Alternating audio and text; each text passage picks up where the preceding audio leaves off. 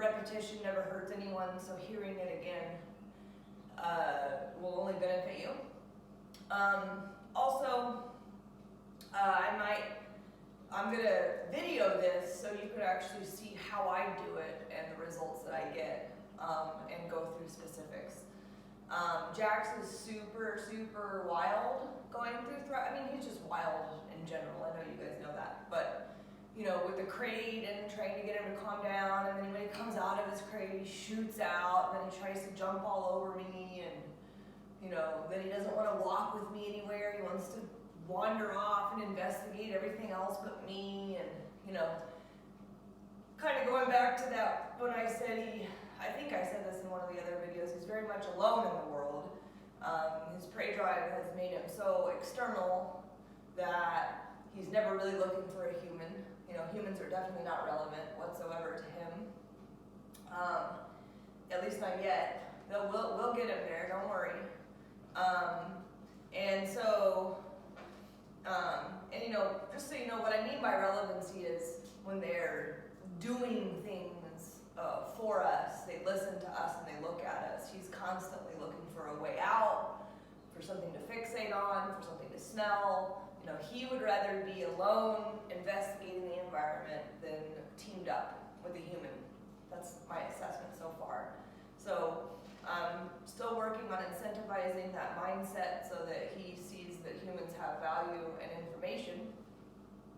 But one of the most important aspects of my training is how to get a dog out of a crate properly and how to get them through doors properly.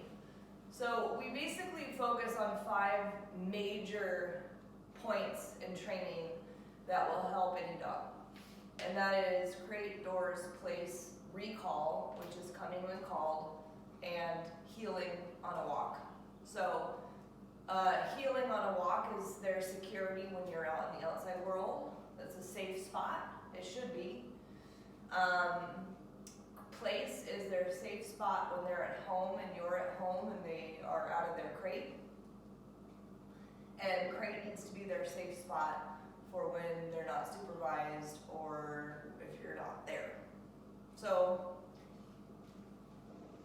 that's the reason why those 3 things are super important. Recall is super important because it's important that our dogs don't run at things and that they stay with their pack and wait for permission to go, greet something or investigate something. And recall can solve 99% of behavioral issues. If you can call your dog out of anything, you can solve a lot of stuff. And then doorways set the tone. So, if a dog is hyper and worked up in the house and then you take them outside, they will escalate. If you've noticed, and I'm sure you have, Jax is way crazier outside than he is inside. And it's because he has a really high prey drive. So when he goes outside, especially like if the wind's blowing or there happens to be anything at all in the environment, from a person to a dog to a chicken, it doesn't matter what it is, if it's not stagnant outside, Jax is worked up and he gets hyper over it. So if we start on a scale of 1 to 10 of excitement, if we start Jax at an 8 of excitement before he goes on a walk, well then he's going to get to be a 10 by the time he goes outside. So doorways set the tone. We're going to create a calm, relaxed state of mind coming out of the crate, going through the doorways. And the benefit is astronomical. It's respectful, it feels better, it's easier, and then because we're setting the tone, by the time we get outside, we have a dog who's going from maybe a 2 of excitement to a 5 instead of a 7 to a 10. So these are all states of mind that are more manageable too. You can't train a dog that's at a 10. They're not going to listen to you. They're too crazy. So it's kind of keeping a dog under threshold. It's keeping a dog capable of performing for their owner. So crate and doors are extremely important, and they're a lifetime of importance. So I think that a huge misconception in the human world is that training is a period of time. Training is not a period of time. Dogs are in training for their entire lives. And a lot of my clients can attest to this because they can untrain them as quick as I train them. You know, not being consistent and not following through and not creating a lifestyle pattern for a dog will confuse the hell out of them, and then they're going to just retrain themselves given the information that they have. So this is a lifestyle portion of my training.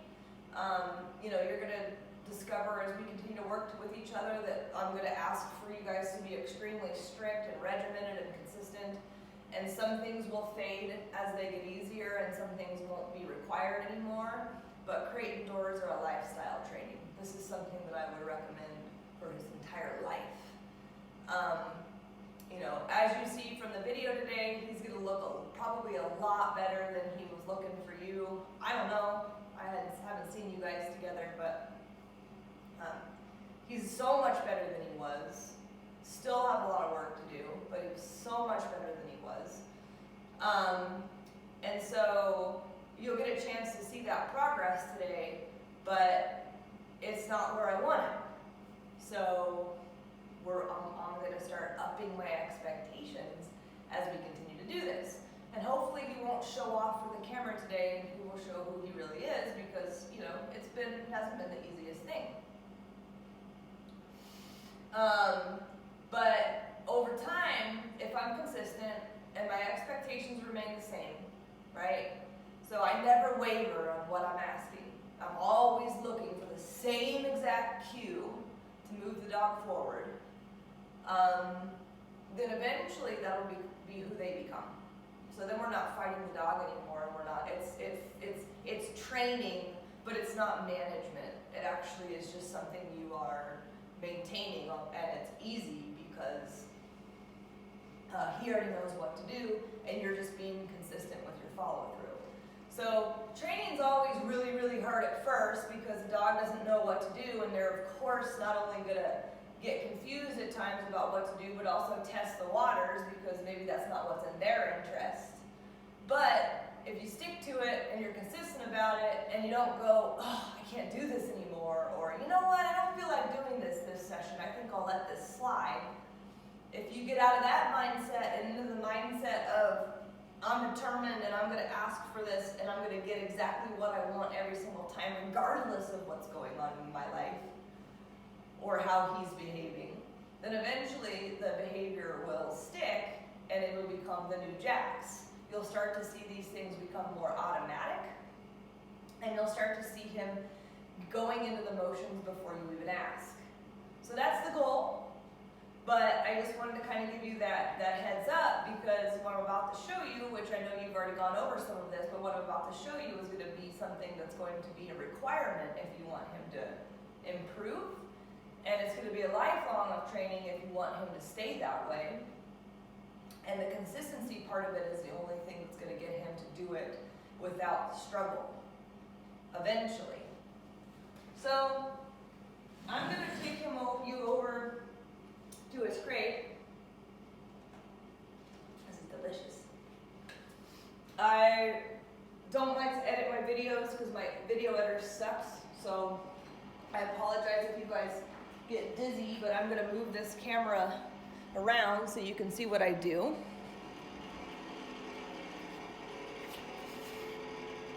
So there he is.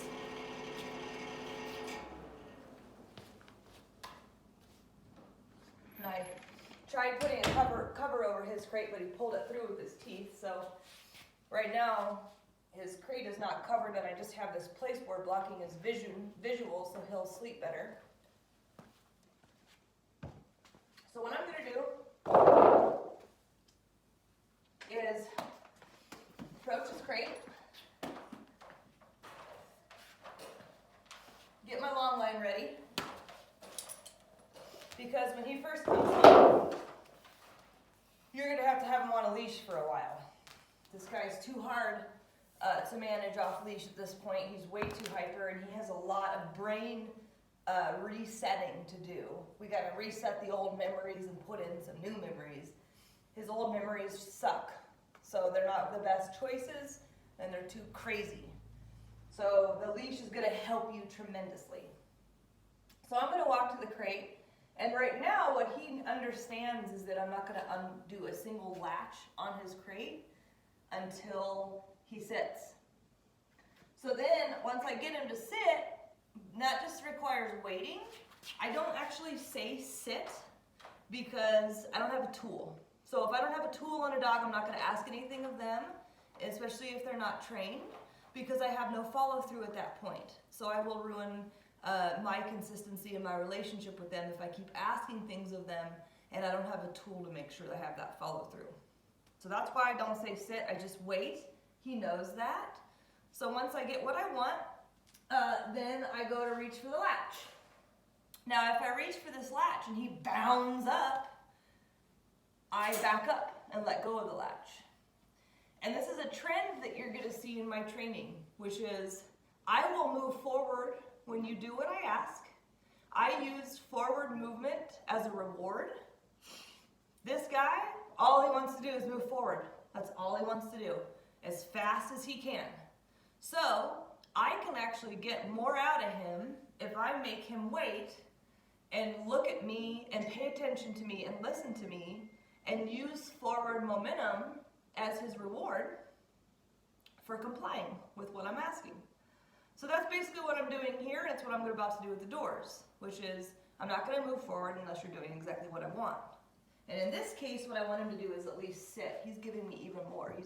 It looks like he's all ready to show off for you guys and be an A+ student today. So I reach for the latch. He stays, so I open it. Then I go to reach for this latch. He's staying, so I open it. Then I'm going to open the door, and he has to stay like this. If he doesn't, I close it. And with him, I'll oftentimes, if he's super worked up, sometimes I have to slam the crate door. He's very intense. But right now he's super mellow, so I'm going to match his intensity with the intensity of the door and just shut it if he decides to be ornery, which I'm kind of bummed that he's not, because this is not a great example of what we have been struggling with lately. It's funny how sometimes they know I'm recording and act like A+ students. All right, so right now, this is going to be the ugly part. I was doing a lasso where I'd invite him out and he'd put his head in and he'd shoot out the crate, but I think that's going to be too hard for you. He's too intense. So what I'm going to do is put my knee right here on the outside of this crate door. That way he doesn't have any wiggle room to bolt out of his crate. I got to get this angle different so you can see what I'm doing. There you go. What the hell? Sorry. There we go. So I'm going to get my leg like this so that he can't bolt out. And I'm going to reach in and put this on him. And have my leg, see, I want to keep my leg here because he's super strong and quick. And so if he did try to bolt, my leg would actually stop the door from him being able to get out of the crate, right? So then you're going to put the leash on him first. Do exactly that. Once you get the leash on him, you're going to practice him staying at a sit again, which means the door can stay open and he will stay there. If he didn't, I would just shut it. He is. So I'm going to invite him out. Well, when I invite him out, I'm only going to give him 3 feet of leash. Let's go. See how short my leash is? I mean, we're talking maybe even 2 feet of leash. And the reason why I'm doing that is because he's crazy. If I gave him 15 feet, he would run around my garage like a bat out of hell. So I'm actually blocking behavior that's only making his behavior worse. And like I said, this whole process is about setting the tone. So if I allow the dog to run around like a bat out of hell, that's the tone I'm setting. I don't want that tone. Shut up, Caesar. So instead, I'm shortening the leash and I'm blocking him. Now I'm not yanking, pulling, tugging, or otherwise jerking him around. I'm actually just holding the leash in one place, and he's realized he doesn't get anything out of it. Now, again, this is the best I've ever seen him. You're being a really good boy. I love you. But initially, when I would let him out, he'll just try to jump all over me. So we're not getting the best example of Jax. I don't know how this will translate home. This is why I'm kind of discussing all the little things, because he was not this good when he first came out. Nor even yesterday, he was way worse than this. So, not the best example of what he has been doing. But when he jumps on me, see, when he comes out, he should only have like 2 or 3 feet of leash, right? So when he jumps on me, or attempts to, I'm all ready to stick my arm out like this because it blocks him. If he has a short leash and a slip lead, and I stick my arm straight out like this away from my body, he's not going to be able to jump on me. And so that's what you need to prepare yourself at home. You get yourself a short leash, you invite him out, you're already kind of putting your arm out and creating space as to say, don't jump up on me. Right? Now, you can relax your arm once he settles, because after he gets out for a couple seconds, as you can see, he does start to calm down a little bit. But that's going to be the way you prepare yourself for him. In this particular situation, it's not always possible outside to keep his leash short. We don't want that. But in this particular situation, I'm going to ask you to keep his leash short and kind of prepare yourself for that blocking of the jump. Now, the next step for us, which you're not going to have to do when he comes home, but I have to do it right now, is that I believe from what Leah said that a remote collar was used on him previously. Well, he was terrified of it. So when I did not put it on him, I just got it out of the package. That's all I did, was just get it out of the package, and he went into flight and he was terrified. So it was used wrong. It was used correctively. It has a negative association, and he doesn't have good feelings about it. So again, you're not going to have to do this when he comes home, but I'm counter-conditioning what the e-collar represents. So the first thing I do is he sees it and he gets a treat, so make it a positive association. The second thing I'm doing is creating a collar out of it, and he has to get the treat through it with his nose. That means he feels more like he's putting it on. And then I put it on, and he gets another treat. Good job, buddy. And then when I take it off, he gets another treat. So again, you don't have to do this when he comes home. I don't think he'll be over it by that time. But I wanted to explain what I'm doing as part of my ritual. You won't have to do the treats, but you're still going to get him out, sit him, and put his e-collar on. Which I'm going to go over e-collar stuff later. I don't have enough time in this video to go over my e-collar. That's going to be in later videos, and we'll go over that at the midweek too. Alright, now he's got his e-collar on, and we're going to do doors. So I got to reset my camera here.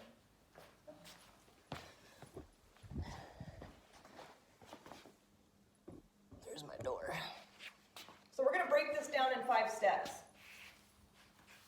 You are being too damn good for your own damn good, buddy.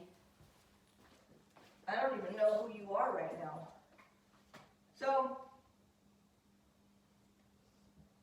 it's so funny, I even said it at the beginning of this video. I just got this feeling like I had such a hard time with this yesterday with him.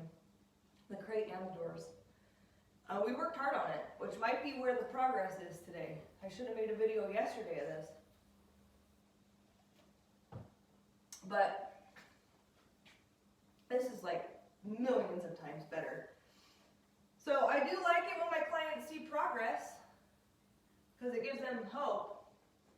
But I feel like it makes it more challenging for you to see how I handle stuff when it pops up. So we might just have to do that at the follow-ups if he learns to manipulate things. Anyway, step 1. Jax has to walk from his crate to the door with you. Every time he gets out of the crate, that's what's going to happen. He's going to stay with you, and he's got to walk with you to the door. He doesn't get to meet you at the door. He doesn't get to beat you to the door. He's going to walk with you and meet you at the door together. You're both going to go together. So that's step one. Let's go. And then you're going to sit him. Sit. Good.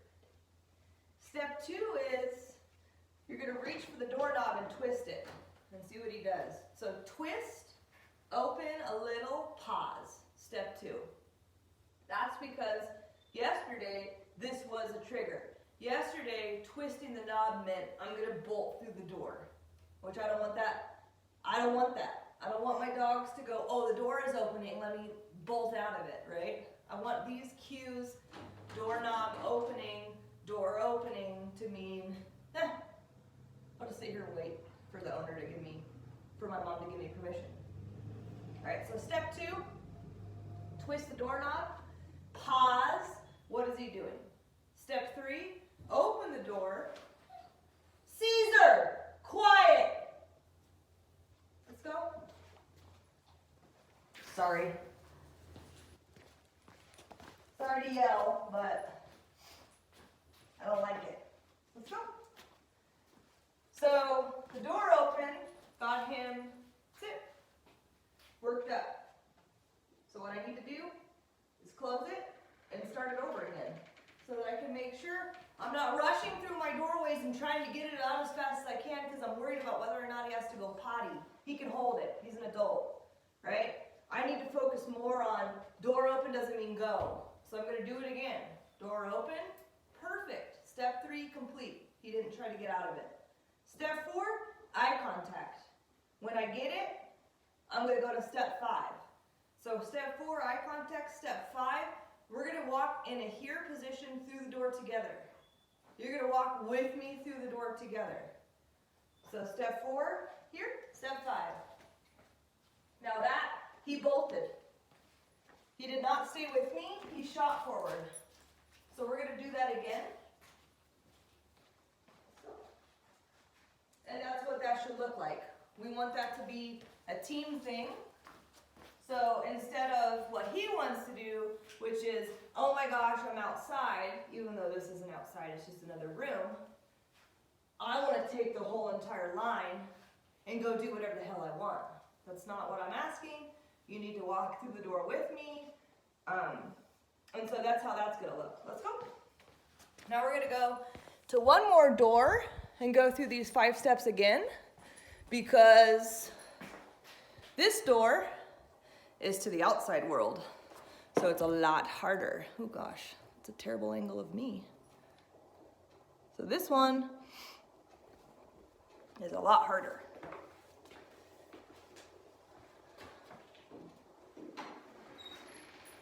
Need to move this.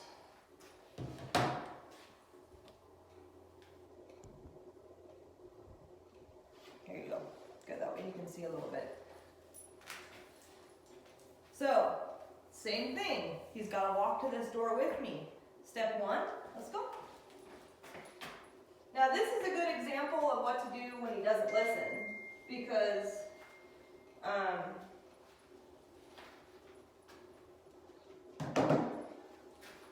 on one second.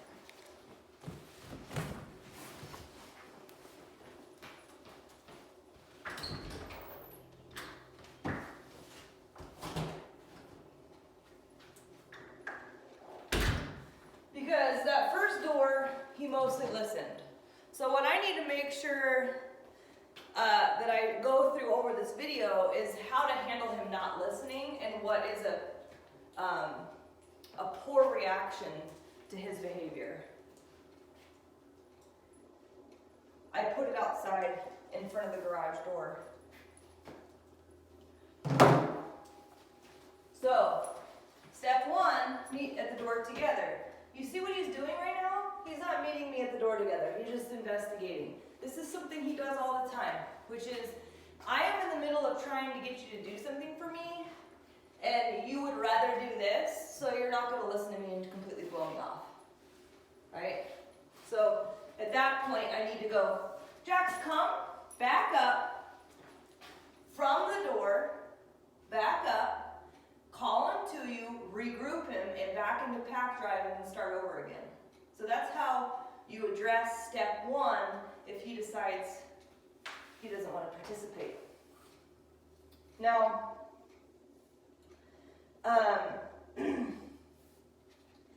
one of the things that I've noticed with dogs, with owners, is that they want to do all this like this. You see how short and taut my leash is? You're just going to be forcing him into those positions, and then you're going to be putting yourself in a situation where eventually you'll never get off the leash, because the only reason why he's doing any of it is because you're just putting a bunch of force on him with the leash. So everything I do has this big, huge gap in the leash, so that when I walk to the door, I can genuinely see, is he with me, or is he making his own choice? And that way I can actually get him to make the right choice without me having to force it. So the repetitions in any of my training are important. It's not about being perfect right off the bat through force. It's about doing the repetitions so the dog does it on their own without force. The incentive is, I'll keep moving forward if you do this, right? So I am incentivizing him by saying, if you make this choice, I won't redirect you and we won't have to restart. We'll actually move forward. So the dog starts to learn this. I want to go outside. I want to go and explore. What do I need to do to make that happen? Well, you need to walk with me to the door, and you need to sit, you need to wait. You know, all these rules I've applied. And if you break them, we move backwards. So there's de-incentivizing behavior I'm not looking for.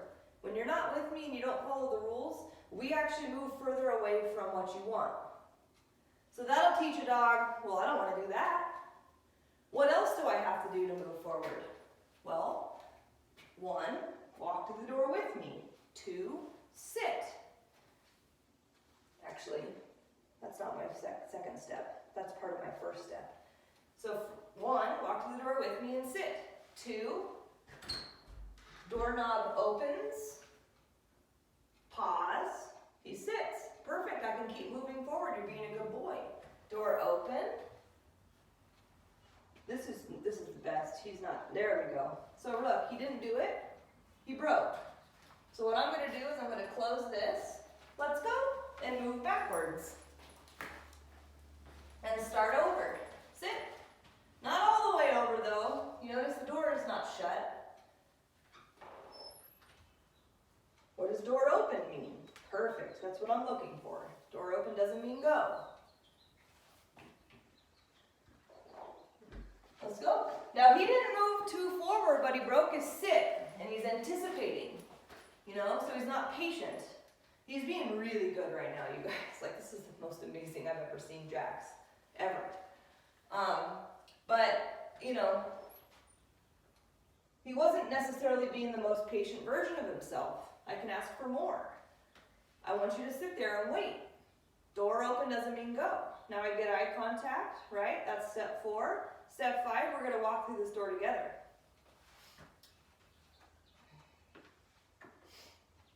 Here. Come. So you see how he shot out?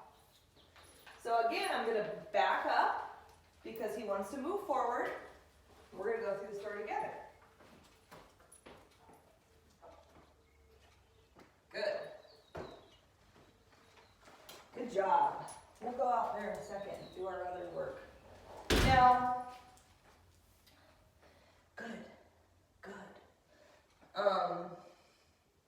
So what you're noticing is that I'm always moving backwards when I disagree, but I don't necessarily start all the way over again every single time.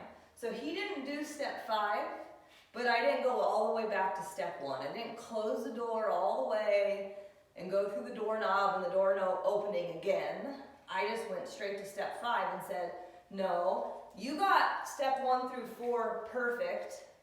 Now I'm just going to backtrack step 5 and show you what it is that I'm looking for.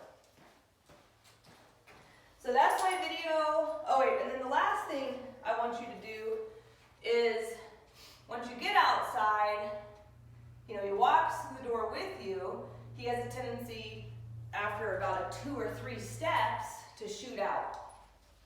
Sit. So what I've been doing is recalling him, sitting him, getting a check-in, and then saying go potty. So this is going to be your new ritual. This is going to be what everyone who's handling this dog is going to be doing. When he's in his crate, it's going to look like this. From the first of the video until the end. Proper crate etiquette, gear him up, proper door etiquette. Once he gets out the door, do one little check-in, and then allow him the line to go and do his business.